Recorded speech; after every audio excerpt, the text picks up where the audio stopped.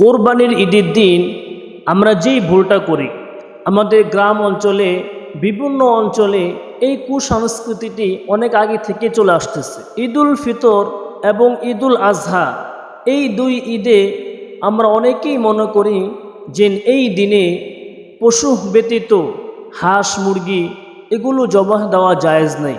আমরা এটা অনেক আগে থেকেই মনে করে আসতেছি যে কোরবানি ঈদের দিন এবং ঈদুল ফিতরের দিন এই দুই দিনে হাঁস মুরগি জবাহ দেওয়া জায়েজ নাই। গ্রামের অনেক মহিলারা এবং অনেকেই এই ধারণা করে থাকে, কিন্তু না, আপনি কোরবানি ঈদের দিন আপনি গরু ছাগল মহিষ ভেড়া দুম্বা এই সমস্ত পশু আপনি জবাহ দিতে পারবেন।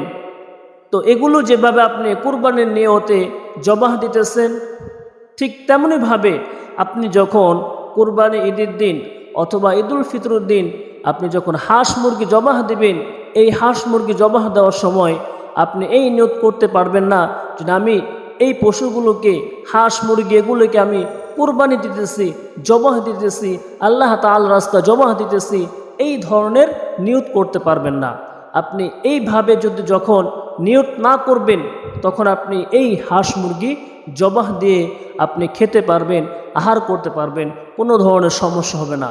কিন্তু আমরা মনে করি যে কোরবানি ঈদের দিন এবং ঈদুল ফিতরের দিন হাঁস মুরগি জবাহ দেওয়া জায়েজ নেই।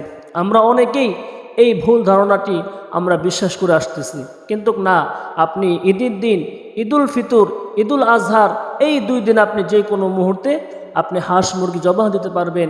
কিন্তু আপনার নিয়ত এটা থাকা যাবে না যে আমি এই হাঁস মুরগি জবাহ দিতেছি কোরবানি হিসেবে, আল্লাহ তাআলার রাস্তায় কোরবানি দিতেছি, এই ধরনের নিয়ত করা যাবে না।